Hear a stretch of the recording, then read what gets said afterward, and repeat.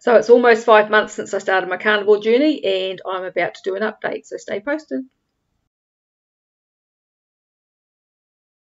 Alrighty, I'm Sue. If you haven't been here before, this is my first video that you've come across. I have been eating a carnivore diet now for about almost 5 months. It'll be 5 months in another 10 days time. So I thought it was about time I did an update, because I haven't done one for about a month or so. And I just wanted to let you know what's happening, what's changed, what hasn't changed, and where I'm at. So for those who haven't seen me before, I started on a keto diet for a couple of months, did some research, looking at all different people talking about keto, came across carnivore and decided to give it a go, because I had a whole bunch of health problems that were bugging me, some a little bit more serious than others, nothing major, but things that I wanted to stop before they became major. All right, so for me at the moment, my weight hasn't changed. I'm the same weight now as I was when I first started on keto. So the 4 kilos that I dropped on keto went back on again, and I've kind of been up and down ever since. My body is obviously doing some restructuring or something, because I have a set of Tanita body scales, and I've had them for about 6 years, and so they measure body fat, they measure muscle, brain's conflict blank, body fat, muscle, visceral fat, that was the word I was trying to think of before. They measure the weight of your skeleton, supposedly your biological age, and they measure a couple other things too, and I can't remember what they are. So I've been using those scales now for about 6 years. And in those 6 years, my weight has gone up and down a bit, but my body fat always sits. It has varied between 45–46% up to about 48%. And my visceral fat always sits around 13 or 14, which is a little bit high. Man, my body fat's definitely too high. So about 2 or 3 weeks ago, all of a sudden, my weight was still the same, but my body fat, according to the scales, went up to 55%. And my visceral fat all of a sudden went up to 16. And I thought, that's interesting. Something's obviously changing. I didn't feel like I had more body fat on me. I feel like I got more muscle on me. And my measurements hadn't changed really. So there was something weird going on. So it stayed like that until about a few days ago. I can't remember exactly when. And all of a sudden, because after my body fat and that went up, then all of a sudden, yeah, that's right, a few days ago, my weight went up. So my weight went up by about 1.5 kilos, 2 kilos, all of a sudden jumped up. And then my body fat went down, and my visceral fat went back down to 14 as normal.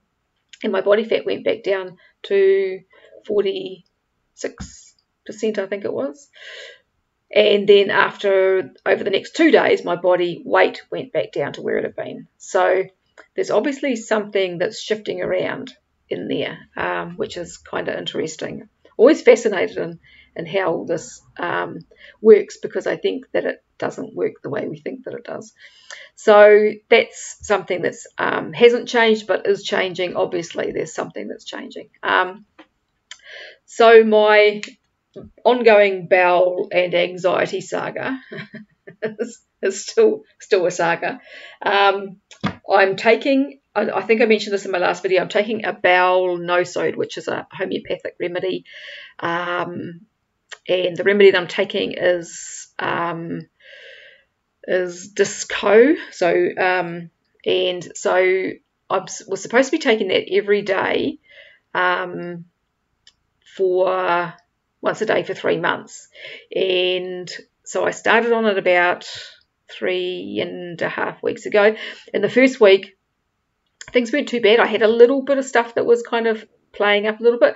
I've got a really sensitive constitution, and I've been known often on homeopathic remedies to actually prove the remedies, so which means that you get the symptoms from the remedy. So this particular remedy has a whole bunch of symptoms, which include anticipatory anxiety, which is definitely me, diarrhea, bladder, wanting to go to the toilet all the time, so both bowel and bladder, and social anxiety, and a whole lot of other things. Some of them aren't me, but most of them are. And so I know it's the right remedy, and the fact that it's stirring things up is obvious that it is the right remedy as well. So the first week wasn't too bad. The second week, it stirred things up bad, like wild. I had 2 days with absolutely insane anxiety trying to work with clients. It was really hard.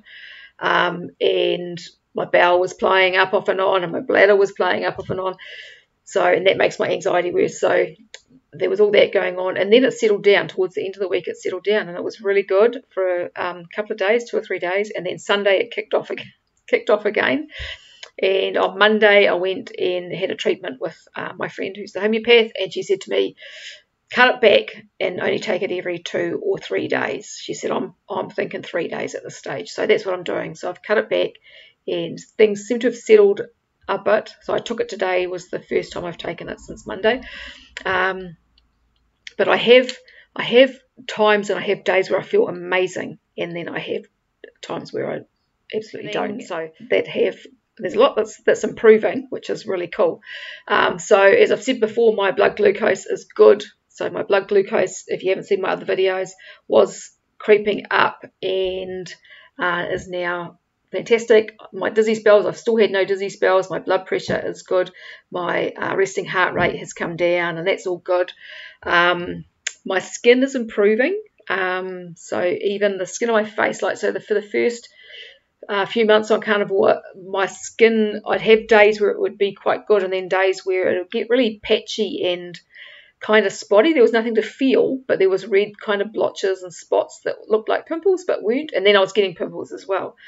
And I think this has all been just part of the detox side of things. I was having, before Carnivore, really regular nosebleeds for quite a lot of years, and they had got worse to the point where I was having them almost daily.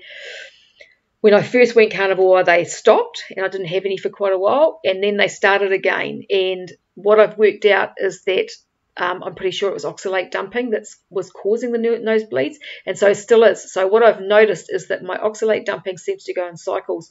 So I'll have a few days where I'm good, and then I'll get a nosebleed, and it's always this side. I'll get a nosebleed, and then that day my bowel will play up and just other things, and I'm sore and I'm achy, and so yeah, I'm pretty sure that that's kind of what's going on there. But I'm noticing that it's gradually improving. That's what I've worked out, is that the oxalate dumping is also triggering stuff as well, and so that's why I'll have days when I'm amazing, like feeling really good. I have days where my energy feels good and everything, and then days where it kind of I sink back down into those repetitive symptoms again. So yeah, I was actually going to have a look at Sally Norton's information and see how much whether the oxalate dumping triggers anxiety and depression and stuff, because I have a feeling that it probably does. So yeah, so that's one thing. So the other thing I've decided to do with regard to my diet and the not losing weight and the ongoing bowel issue is I've stopped mostly eating dairy. So I was having kefir and more recently yogurt, all raw milk, and I was making it myself, not the milk, but making the kefir and the yogurt myself, and I was having that every day. So I've stopped that. I'm still having a little bit of cheese at this stage, but not very much. So I stopped that, and then I've also decided yesterday to stop eggs, because eggs for me have been an issue in the past. I've had to stop eating them quite a few times over the years because they would make me really ill, and so I'm kind of picking that may be part of my issue with my bowel still going. So I thought I'll stop eating the eggs, and then I'll test them and see what happens. So yeah, so no eggs, no or very little dairy at the moment, and see if the no dairy helps with the weight loss. The thing is with the weight is because my anxiety keeps kicking off, that's stress, and when you're stressed, you're less likely to lose weight. So it's kind of a bit of a vicious circle, really. Sleep. So I'm sleeping way better most of the time, and most of the time, until I started taking the no-sode, it's changed a little bit since then, but I had stopped having to get up to go to the toilet during the night. And I mean, I've had phases over the last few years where I've had to get up a couple of times during the night, and then more recently it has been once during the night, and now since I've been on Carnivore, a lot of the time I don't have to get up at all. I'll wake up about 5, 6 o'clock and go to the toilet then and get up, and that which is great. It's awesome to be able to sleep through the night. But since I've been on the no-sode, that's been a little bit different. Hubby also, my husband, he's eating fairly meat-based diet as well, and so he's stopped eating veggies, but he still has bread at lunchtime, so I make him organic sourdough, and he has that at lunch, and then he has a bit of fruit after tea, but apart from that he's eating meat, and he doesn't have to get up to go to the toilet anymore now either, and he was getting up once or twice every night as well, so that's good, and he's sleeping way better.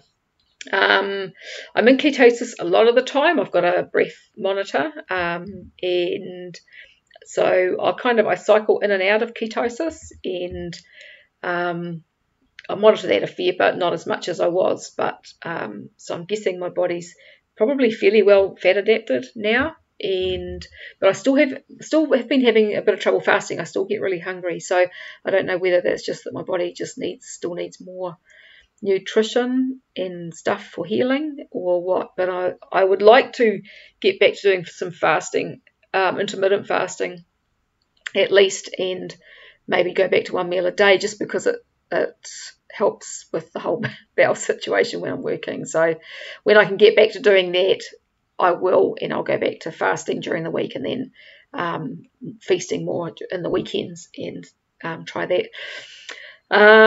So skin, I've had no eczema around my nose. I used to get that all the time, like this itchy eczema thing around my nose here. I've had none of that for probably maybe 6 weeks or so now. My glands don't swell up anymore.